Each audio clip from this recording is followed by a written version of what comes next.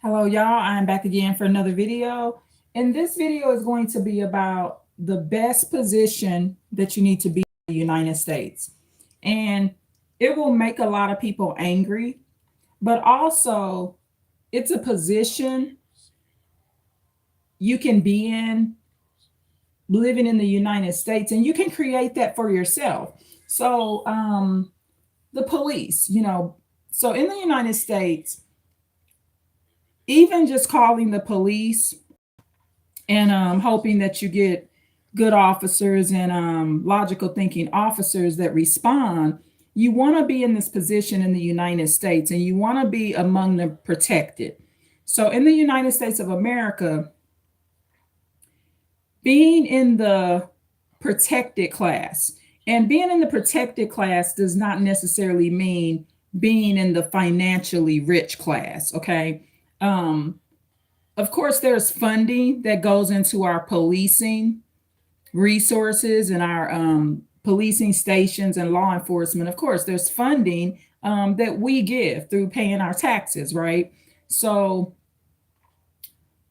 some states are allowed more than others, but this is the correct position to be in. And I bring this up because what happens is there's different type of people in the United States, and they don't want you to be in the protected class.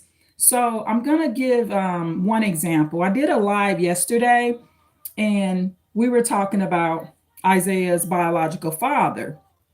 And so what happens is when there's abuse being committed upon your child through the neglect, sporadic parenting and inconsistency. And I told you my perspective. I do think it's better if you're going to be in and out of a child's life. I think it's better that you not be there at all. I truly do. I think that one of the favors that my mother probably did for my sister and I was that many times in our life just staying away. I think she probably knew she was incapable of being consistent. So, if you're not going to go see that child once a week, call that child once a week, and really be consistent in their life, don't be there at all. I truly feel like your best position is not to be around at all. I do. So that way you're not inflicting more harm on the child. But the best position to be in the United States of America, and that's the only country I've ever lived in, is in the protective position. It's in a position where there's a mediator, you are protected. And it's so sad because so many times people have no protection in the United States of America. And I don't mean just physical protection. Okay. We have a policing force for physical protection. We have the right to bear arms for physical protection. However, being emotionally protected and being physically protected. And one of the ways you can do that is not telling people where you live so often. If you stop, inviting everybody over and telling people where you live and showing them where your door is at, showing them where your new house is at, showing them where your tiny house is at, your cottage is at, your mansion is at, showing them where your motel or hotel is at. If you stop showing them where you live, that provides a lot of protection. A lot of times people have to get the police involved because the person has threatened to come by your house and shoot up your house. They wouldn't be able to do that if they didn't know where you lived in the first place. So you want to be in the protected class, and that will anger people. They will become very vindictive when they realize you're in that class. And you don't need to have a very big family to be in that class. So that's what I do within my family. When you're living with me and you're a close relative to me, you're part of the protected class. So that live I did yesterday about Isaiah's father, that live video that I did regarding Isaiah's father, back in I'm going to give you the exact dates. So what Isaiah's dad was doing was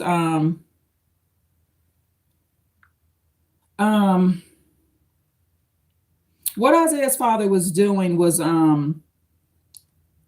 making appointments with him, basically canceling making dates and canceling them, dates to meet, and he would cancel them.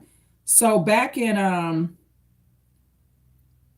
let me see,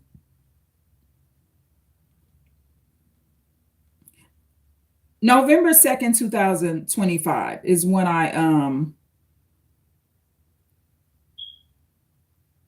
November 2nd, 2025 is when I began texting Isaiah's father about this. And so what happens is, what abusers do, abusers have a um a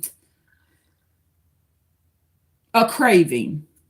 They have a craving that they don't even know they have, right? So what they do, like with Isaiah's dad, he would be considered an abuser um because of the fact that he didn't he was the neglect. The neglect makes him an abuser. And you know what? If the person just totally goes away, so if he was a dad that just did not parent at all, I wouldn't red flag it as an abuser necessarily, but because he's in and out, that makes him an abuser because he's committing psychological warfare on his child. And it was a psychological warfare that I put a stop to when Isaiah was a pre-teenager and back in November. So what the abuser does, they weren't allowed to complete it, right? So when you're a little boy or a little girl and you have a protector and there's a parent that intervenes, and this is what a good parent should do. If I was not the type of mom where I intervened, Isaiah wouldn't be the man he is today. And he wouldn't be the working man, reliable man, confident man, happy man, responsible man, drug free man. So intervention needs to take place when these kids are early, because if not, they go through their whole life experiencing mental breakdowns because they're being taken through a psychological warfare by their parents. So in the United States, the position to be in is the protected position. Okay, you always want to be in the protected position. So when Isaiah's dad came back to Isaiah, he started interacting with Isaiah directly, and he was committing the same sin and infraction. So your abuser is coming back and re-traumatizing you. So Isaiah reached out and he had mentioned that he would meet with his dad. And so what happens in my family, we give each other our schedules, right? So one of the reasons Isaiah brought it up, it was not to get his dad in any trouble. It was to let me know, hey, well, this is where I will be after work. This is where I'm going to go before work. You know, letting someone know your whereabouts is the best, safest position and most protected position to be in. So someone should always know your location, someone that you love and feel safe around should know, you know, some of your whereabouts. And if you feel kind of a strange feeling about this person, don't let them know your whereabouts. You will know. But one of the things we do as a family is we update our family members of our whereabouts for safety reasons. And so if anything were to happen, I would know where Isaiah's at, and I obey the same rules. As an adult, I obey the same rules. So so I began texting Isaiah's dad, and you know, you want to be in the protected class, but make sure you have someone that's doing it, that's protecting you, that's reasonable in nature. So I began texting Isaiah's dad. I assumed that when they were scheduling these appointments to meet or these dates or times to meet, I thought that they were talking on the phone.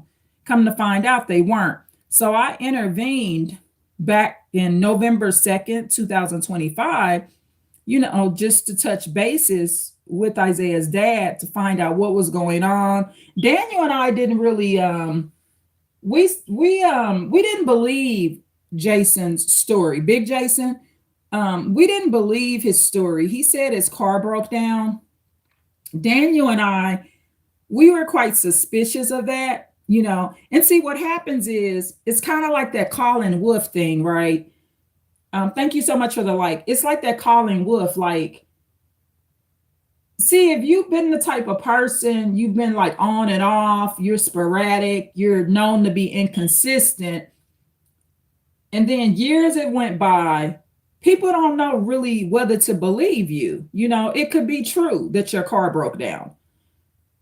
That could be true. I mean, Isaiah's dad, Big Jason, he's consistently stuck to this car broke down situation. So it could be true, you know, that it's broke down.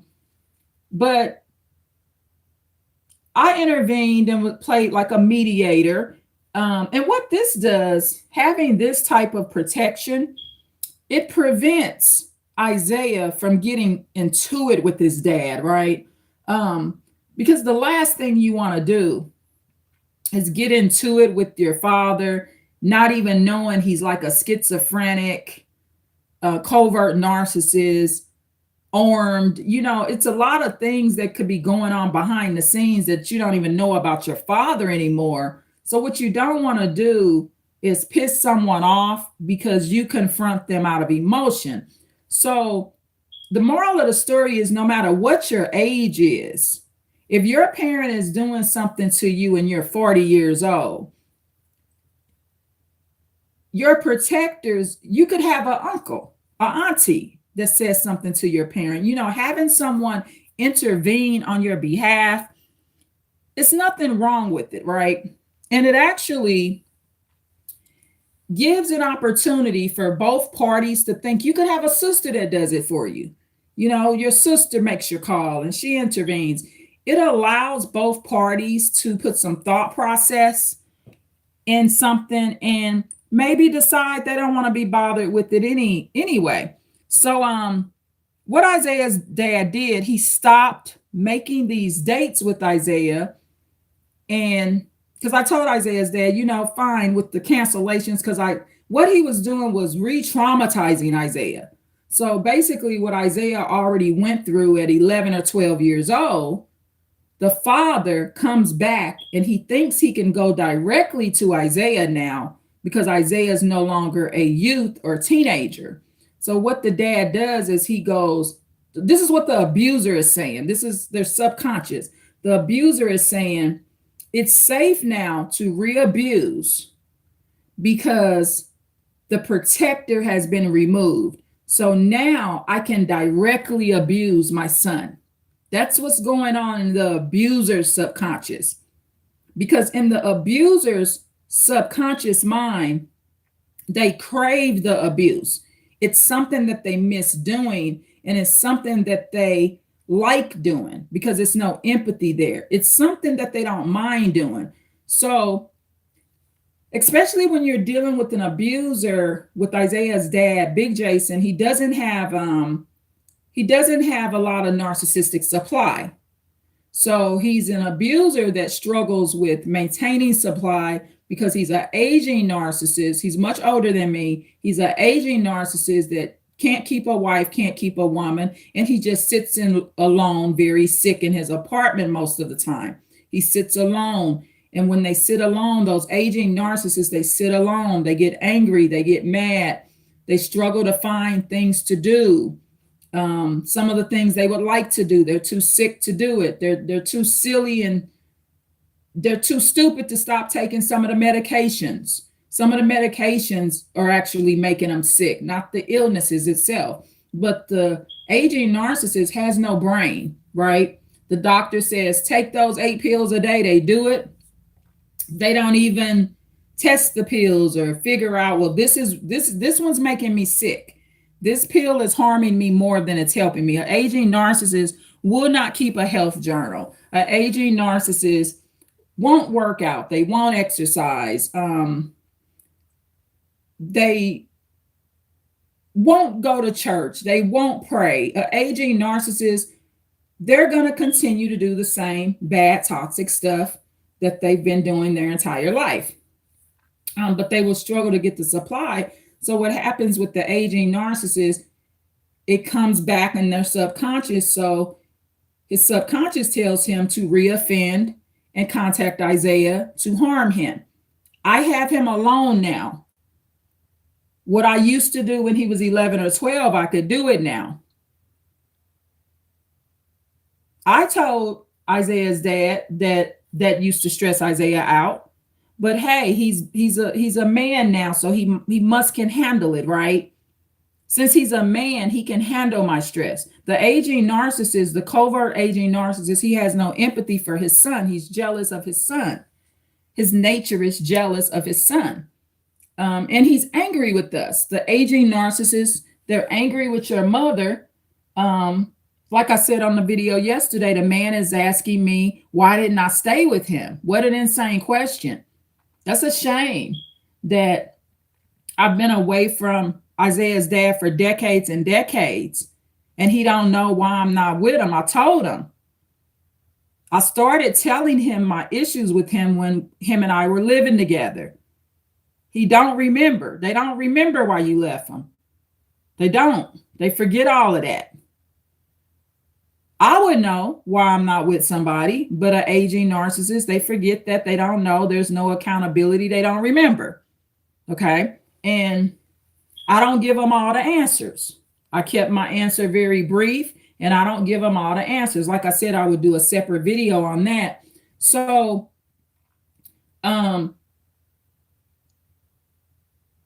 also, when you intervene and become a mediator, it puts your family member in a safer position, because I would rather a covert narcissist father be mad with me than to be mad with Isaiah. Because Isaiah, he's out there on the road more, he's out there on those buses. So I would rather for an aging narcissist be mad at me. But in the United States of America, this is the only country I've ever lived in, y'all. You must be a part of the protected class. If you are not part of the protected class, or other people consider you part of the protected class, you will be harmed. And so, with that being said, like Natalie asked me yesterday on the live, how do I handle stress and how do I reduce it? That's one of the ways I reduce stress as well. Keeping myself in the protected class. Anyone will know that if they're doing something to me, I'm going to get the police involved. So they're going to view me in the protected class. Just the fact that I'm willing to call the police or go to court puts me in the protected class. So being in the protected class means you assert yourself in that position too.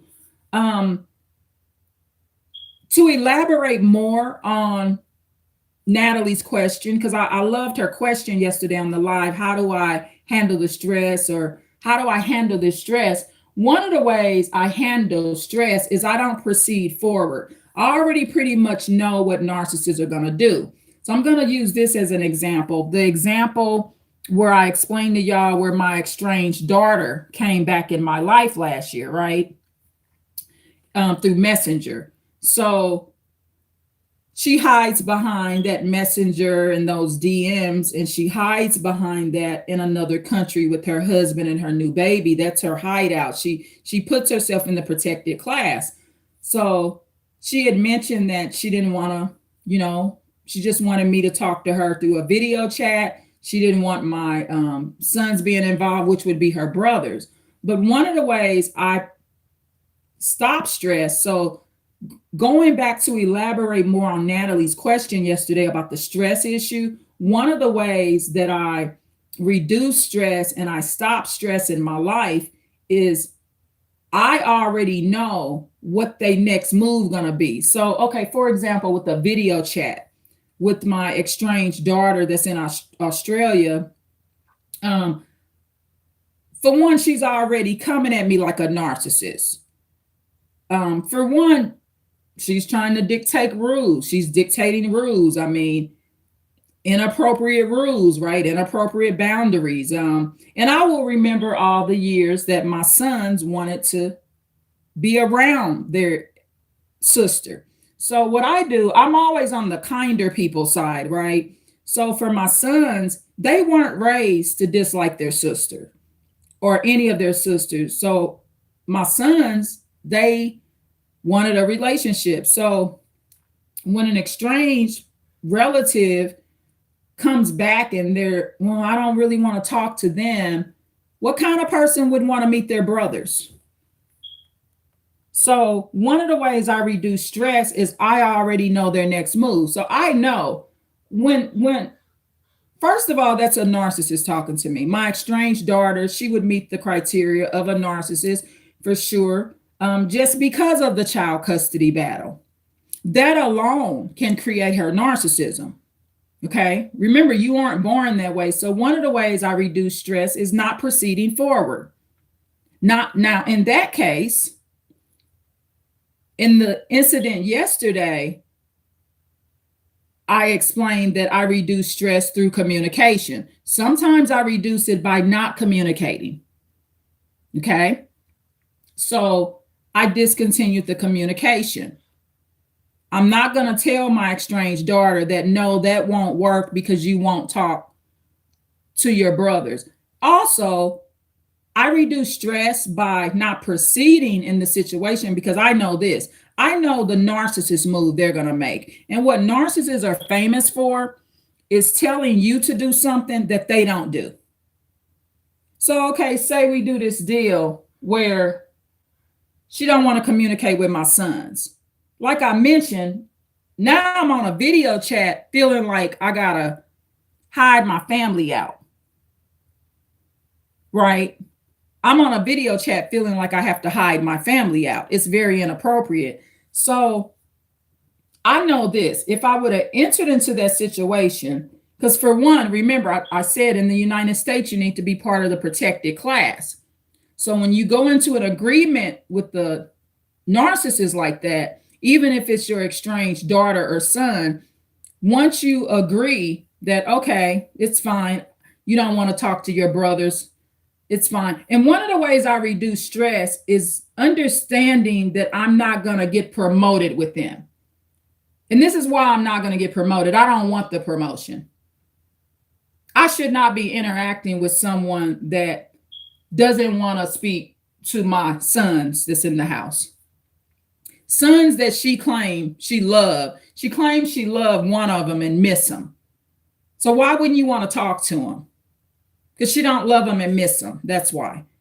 I reduce stress also by knowing what they're saying is a bunch of bull crap. Okay. When I use, like this intelligent gentleman said, objective thinking and critical thinking, I added on the objective thinking. Critical thinking, you look at the facts. You love your brother, you miss your brother. Why don't you want to talk to him now then? You love him and miss him so much. Why don't you want to have a video chat with your brothers? Right. So one of the ways I reduce stress is staying in the protected class.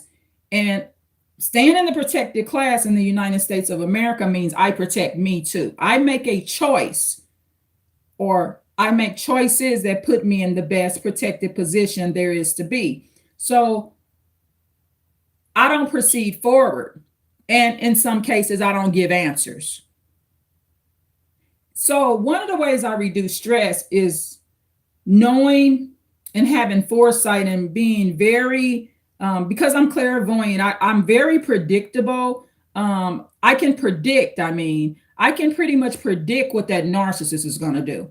So like with my estranged daughter, I already know if I would have did the video chat with her that she's going to bring her baby and her husband's going to flash up in that video chat.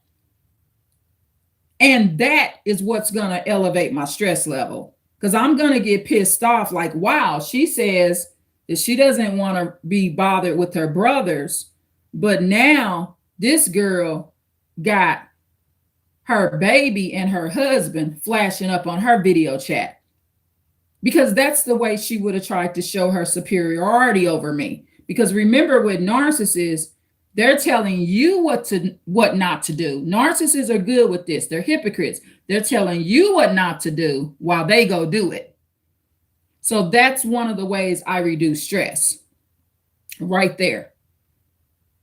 I already know what she's going to do. Because for one, she's going to do it. You know why? My estranged daughter would have done that because I wasn't telling her that she can't bring her husband and baby in the video. I'm not going to dictate that kind of rule because it's evil, right? It's insane. Why would I want to talk to my estranged daughter through a video chat and not allow her to bring her family that lives in her house in the video? So she's going to do that because I'm not going to give a crazy rule like that she can't do it. So that was such a beautiful question that Natalie asked me yesterday on the live. The question is, how do I reduce stress? One, don't proceed forward. Don't bring that in your house. I reduce stress as well by understanding you're not working your way up to anything. So many empathic people, they bring stress on themselves because they think, oh, well, just I'll do the video chat. I know once she sees one of her brothers walk by, she's going to want them in the video. That's not validating a person. We have to learn to be more validating of the narcissist. My estranged daughter, being a narcissist, she's telling me she doesn't want to be a sister. I should validate that.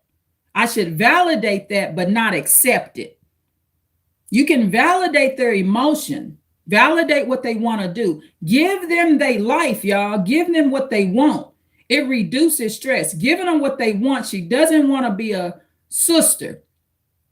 Give her that. Make it so she doesn't have to be a sister. And one of the ways that you create that and give her what she wants is also staying in a no contact with her.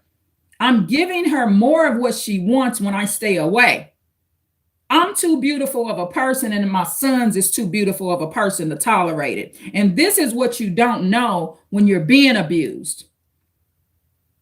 When you are in domestic violence situations, when you're being breadcrumbed, when you're not putting yourself in a protective position, when you're not actively mentoring, mediating, and protecting your family, like I did with Isaiah through interacting with his father, when you're not doing these things, you don't understand how beautiful of a person you are, and you don't understand how valuable you are. You're too good to tolerate it. And that's how you reduce stress too. I was able to think about all the years my sons wanted to be brothers. See, they're not cut like that. Another way I reduce stress is not engaging and interacting with people where you're not cut from the same cloth. See, my sons were raised by me. Half of my daughter's life, she was not raised by me. She was raised by me half of her life. I provided for her entire life. And those are rules that need to change within the child support system. They need to stop taking child support. There need to be more laws available, and there needs to be more laws available that say, hey, if one of the parents doesn't want the other parent to see the child, don't allow that other parent to receive child support from that parent. I did a video about the custody battle thing. So, in the United States of America, it needs to be more laws protecting parents, because you're good enough to pay. They took that $60,000 from me, but I wasn't good enough to see the estranged children. Creates her narcissism.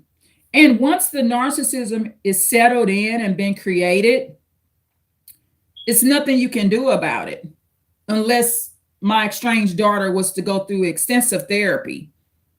She would have to go through extensive therapy, and the therapist tell her, you need to talk to your brothers. That's not really gonna work. I mean, have you thought about the fact when you're on video chat with your mother that your biological brothers could be in the video?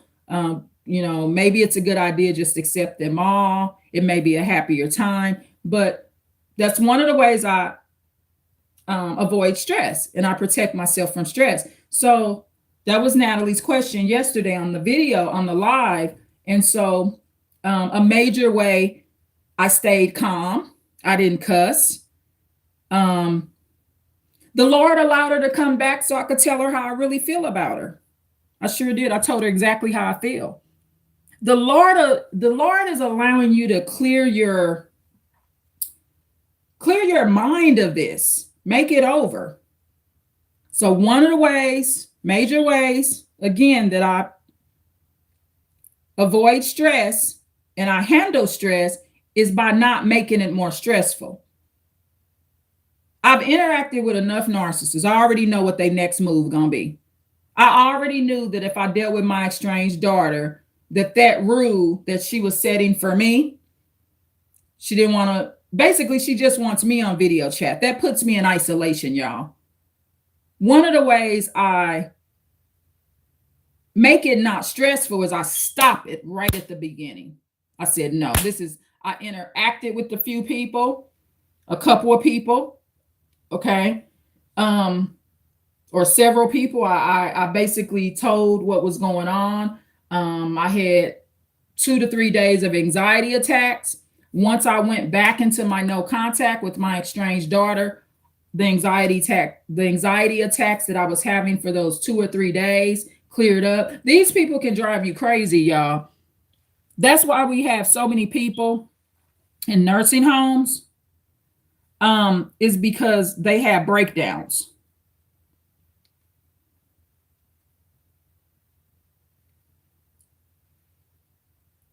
They have breakdowns. Hold on, y'all.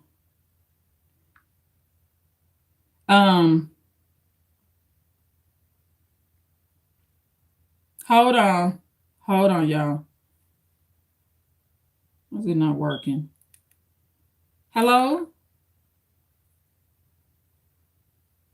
Hold on, I'm trying to. Yeah,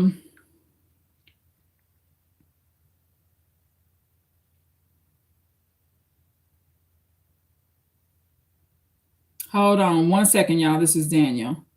Hello? Hello, I'm here now. Oh, you're there? Okay. Have a great day. And Okay, thank you. okay, remember, I love you so much and thank you so much. I was on a live. You know, I do some of my lives early. I'll record later too. Huh? I'll record later too. Oh, okay. You're gonna where? At church, I record. Oh, you do? Yes, ma'am. Oh, okay, okay. Good job. Thanks for letting me know. So Okay, you're welcome. so say hi to everyone on the live, Daniel, if you don't mind. Okay. Okay, hello live. Okay. So Yeah. okay, so have a good day. Love you, son. Okay, bye-bye. Love you too. Okay, bye-bye. And speaking of the protected class, doing simple things like that. You know, one of my favorite channels is the Missing Found podcast with Jaden Harlow. So, you know, in the United States of America, you want to be in the protected class. So you are someone that usually has witnesses around. Okay. Don't go to court alone unless it's a traffic ticket or, you know, I mean, it may be certain court situations you can go alone. I wouldn't recommend entering into courts alone. Bring witnesses. Okay. Don't be known as someone that's always walking to that grocery store by yourself. Carry a weapon. If you don't have a pistol, carry something else. Be armed. What if a dog attacks, or you know, there's a dog in a bad mood? A lot of dogs, many of them will protect you when you're out, but not all. Okay, dogs will have more sense than human beings. You know what I found? The best mom is the gorilla mom. I've been watching these videos of the gorilla mothers, and them baby gorillas are very fortunate to have gorilla moms. You talk about some good mothers. Goodness gracious. I don't think none of our mothers can top the gorilla mom. I'm serious. I've been watching all these Facebook clips, and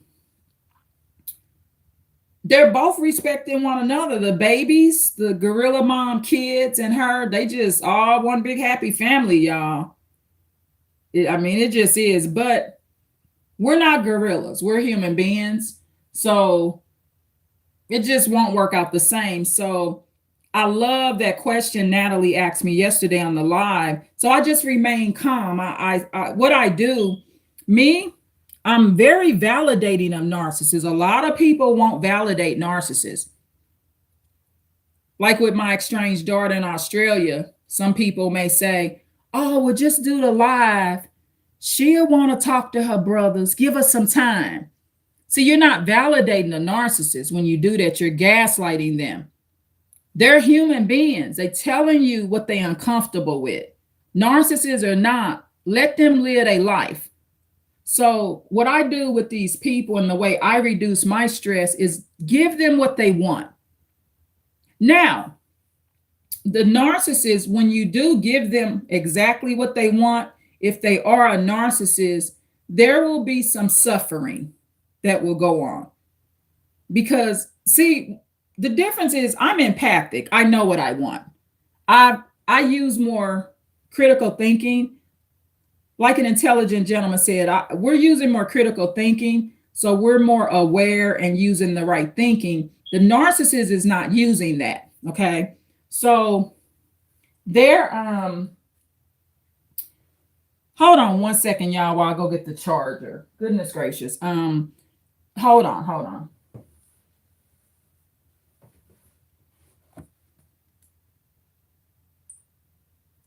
So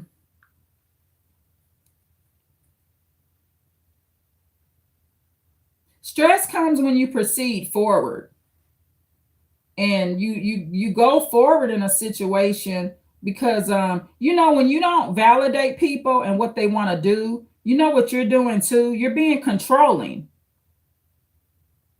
Narcissists are telling you what's up. They always telling you. There's this AI uncle. He calls himself an AI uncle. I was watching him over the past couple of days. Hold on, y'all. Let me get the charger. I was watching him over the past couple of days. Hold on. And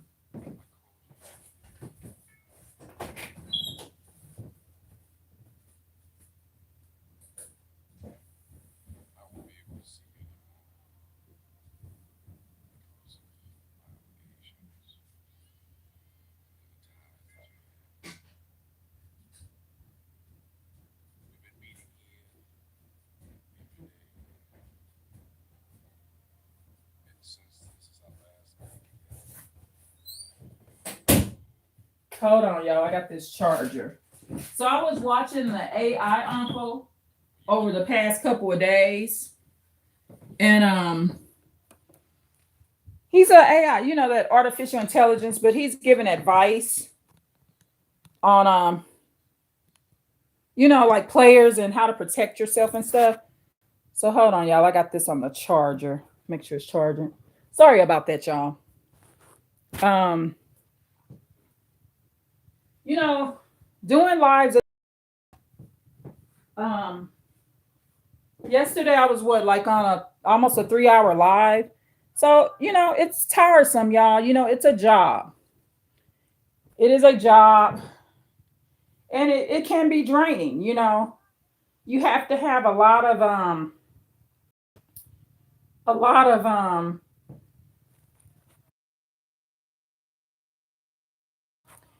you have to have a lot of motivation, inner soul, um, consistency to do live. So it tires you out. So when I did the live yesterday, and I use several devices that I swap between.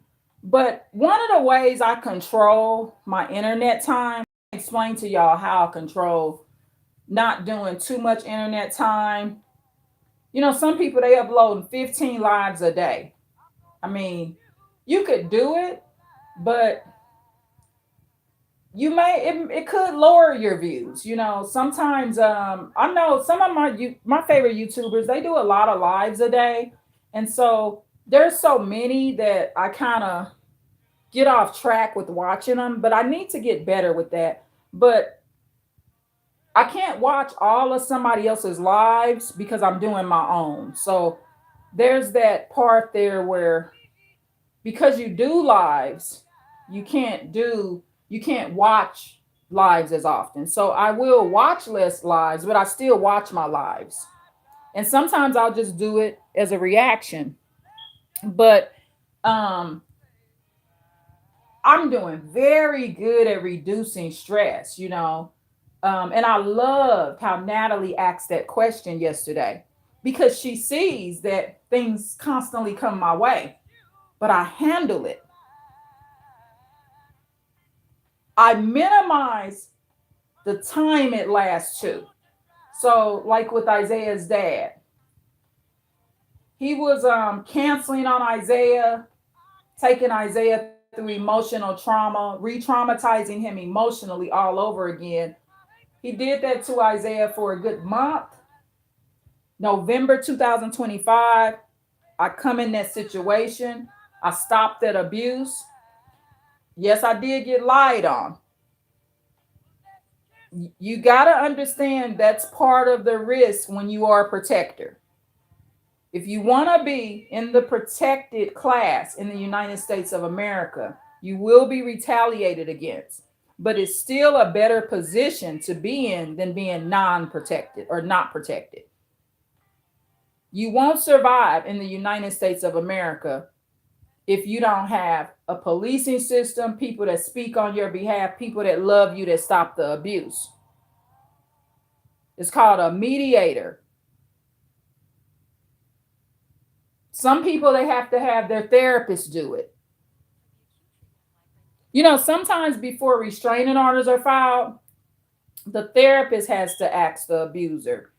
I'm really I'm working with my client, and my client would be able to get a lot better if you stop calling them. Sometimes therapists do it. Um, what you Spiritual whistleblower? She's famous for that. She keeps therapists. Every therapist that spiritual whistleblower has ever had has advised her to stay away from her mama.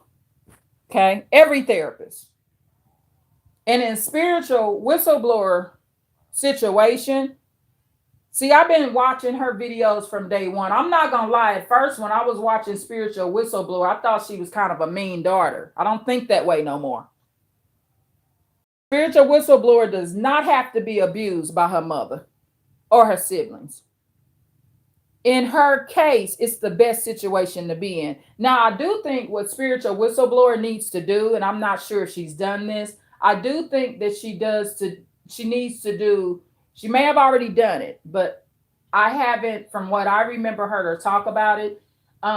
Because she's in a no contact with her family, her mother and her siblings, spiritual whistleblower mother is still with the man that raped her when she was a teenager. Spiritual whistleblower mother went to the prison, and spiritual whistleblower was left at home with her mother's husband, and he raped her. And the mother is still with the man. So right there, the mother is should be, see, when the Bible say honor thy mother, they not really talking about that type of mother, right? So over the years, I've came to an understanding, and I've grown myself, and I realized how I was even victimized by my own mother. I took on my mother's burden because I took care of my disabled brother, and I have since that time. See, when I first was not understanding spiritual whistleblower's perspective of being in no contact with her mother, I didn't understand how, because I was not in a no contact, I was manipulated and victimized. And I really did a major favor for my mother that I can say now that she did not deserve. It took 9 years of my life, y'all. So this is why when you have an abusive parent, that you remain in a no contact. That way you're not taking on their burdens and stuff like that, and you're not being victimized. And then you got to realize decades and decades later, what I do believe in is it's never too late to fix it. I don't have to keep being victimized by my mother's burdens and things like that. So I'm in a no contact now. I don't visit my mother's grave site. I'm in a no contact with my disabled brother. And you can be in a no contact with someone that's physically disabled when they're mean and abusive. You sure can. Don't use their disability as an excuse. You don't have to deal with it. It's something else to do. Do you know that if I wasn't in the no contact, say if I didn't obey no contact in certain situations, would the Lord have blessed me with the YouTube channel where we're here together as an advanced team? That wouldn't have happened, y'all.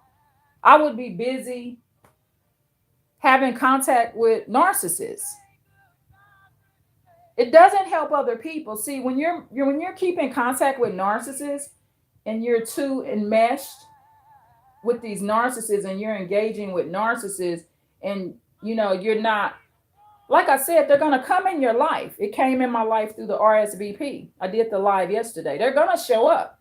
New narcissist is going to show up. But one of the things I do to answer more of Natalie's question, how do I handle the stress? One way I handle it is by making it very short term. Okay, I understand this situation has arrived. Like when Isaiah's dad was reoffending and he was trying to come back. Do you realize that when you have someone living in your home, no matter whether they're an adult or not, when you have someone that's attempting to abuse them emotionally, do you realize that that spirit is coming into your household, even if they're grown? Did you realize that? Did you realize that that's kind of on the same level of moving an abuser in? They in your house. You know why that abuser's in your house? Because they're interacting with your relative. So that's a spirit. That's a demonic spirit that's trying to come into your life and your house. It's attempting to do it. And if you don't intervene early and behave like you're in the protected class, you might have a person in your house. That's how they get in the house too. They're wedging their way in your home. It's not good. So one of the ways that I handle the stress is not making it stress. So November 2nd, 2025, I contacted the father through text and phone, Isaiah's father. And then here we are in March. I interact once again. And let me see, 4 months of an interaction here and there, problem fixed. Isaiah didn't go to that birthday party. He didn't go. It's not worth $200 when you're treated that way. I talked about it all in the live. Don't go to no party and the people in your home can't show up with you and they ain't did nothing to these people. You think I would go somewhere and somebody told me my sons can't come and my sons ain't did nothing to these? Well, if my sons can't come, I ain't coming. I did my exchange daughter the same way. Come on, video chat. You don't want to see your brothers? I ain't coming. We a family, dog. Where we do that at?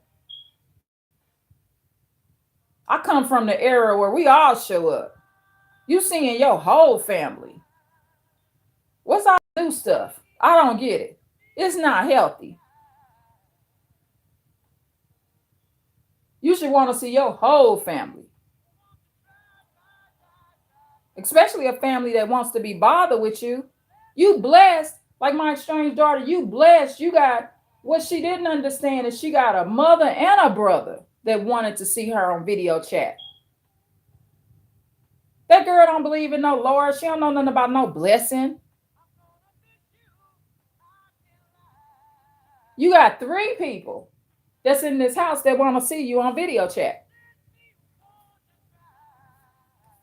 Narcissists are not grateful for their blessings. They diminish and reduce their blessings. And so ultimately, you want to stay in the protected class. Always position yourself. You have to in the United States of America.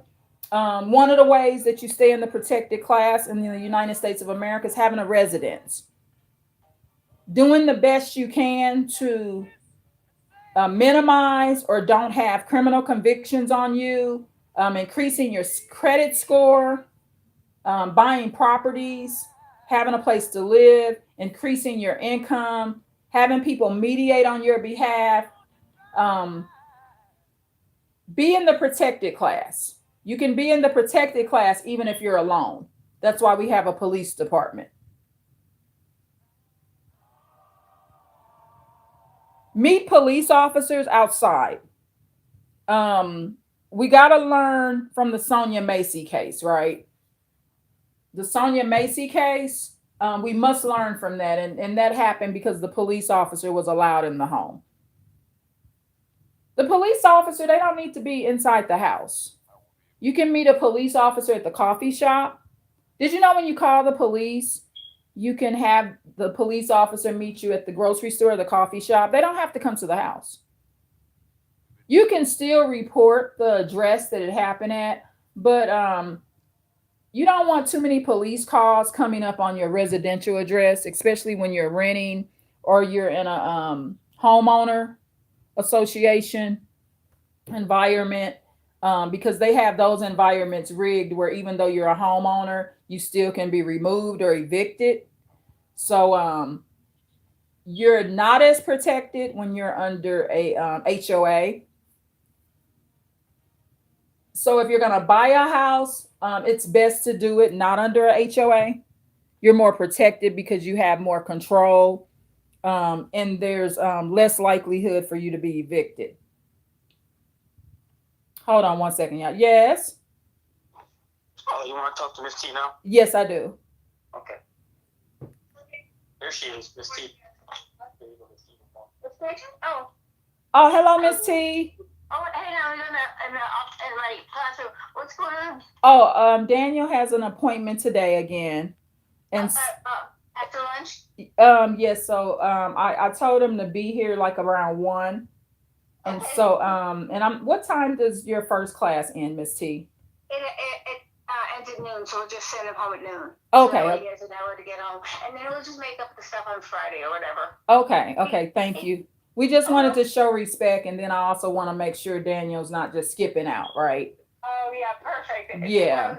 We're on Team Daniel, so that's cool. Okay, I'll just have him leave right after the first class. Yes, thank you so much, Miss T, for Okay, thank I appreciate everything Daniel's learning, and he's improving every day since he's been with I you. know he is. We watch it. So we're really proud of him. So, Yeah. Yay. And I'm proud of so you too. Oh, thank you. You're welcome. Have a great day. Okay, you too. Bye, Miss T. Okay. Bye, hon. Here you go. Thank you. You're welcome. Okay, bye. Mom. Okay, thank you, Daniel. Have a great day. Okay, you too. Bye bye. This is a teacher. This teacher here, and I uploaded the lives where Daniel's doing his science exhibit, and he did it on the first man to ever have had schizophrenia. Um, I think it's James Tilley, right? I think his name. So um this teacher, you got these teachers, right, where it doesn't matter that they're white, they're really teaching your it doesn't matter that the teacher's white, because you have some white teachers that will purposely black children, okay, and will not they will not teach black children everything or too much, right? But a real teacher, Miss T, she don't care about your race, right? If she sees the effort and the ability, see, you got to enter these classrooms, right? I enter the classroom and I'm amazed. And Daniel, his reading and learning and his interest for learning is really going up. And so I don't care what race she is. She wants the black man to learn. Okay. She's grooming Daniel for success. And see, in these situations, we always say, well, the teacher don't like the kids. Well, are we respecting the teacher? So Daniel, sometimes he has things to do in the afternoon. So one day she called and she was like, Miss T called and was like, well, does he have an appointment? She's kind of confirming. So you wanna match that energy because she's calling. She wants your child there in class. You know, she wants your child in class. So what you want to do is match that teacher's energy. So if there's an appointment or there's something that needs to be done, call that teacher and let her know. That way the teacher doesn't lose interest in your child. You want to be just as as the teacher because there's so many teachers that have lost that respect. So when you find one that has that respect, and encourage her too, like she said, she's proud of Daniel. I'm proud of her. You see how happy she was? I mean that from my heart. I'm not going to say I'm proud of a teacher if I'm not. I'm proud of her. I went and watched and I sat and I watched the exhibit. I recorded it. I did a live. I uploaded it and she allowed me to be on live. I did a live in her classroom with her permission. I sure did, right with her sitting right there. I made her famous, y'all. She already famous. She's a famous teacher pretty much. So she's taught many, many, many kids. Some kids gonna cry over her, Miss T, more than they gonna cry over their own parents and guardians, y'all. Teachers have a very powerful influence. Some of my teachers, I mean, like I found out one of my favorite dance teacher passed away. I looked her up. I'll do a separate video about that. Miss Wren, she passed away. I will never forget my favorite dance teacher. All those plies and she was my tap dance teacher as well. I still know how to tap dance right now today. Step down, flap, step, step. I mean, I still know how to time step. I'll never forget it. I'll never forget all those plies and exercises. And I just learned of all the struggles that my dance teacher went through. Miss Wren, she was one of the first African American ballet teachers in St. Louis, Missouri. So I'll do a separate video about that. But I gotta go, y'all. Please like, share. Please like, share, and subscribe. I love y'all so much. Tune in for more right here with Advanced Insight Channel. Thank you. Bye. I'll do a live later. I gotta go do my jobs, y'all. Thank you. Bye.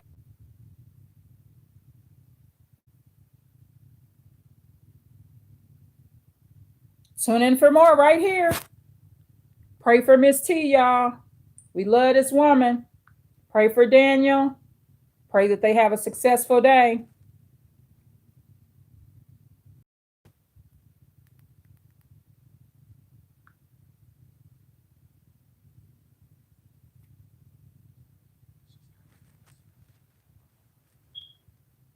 Remember that song, y'all?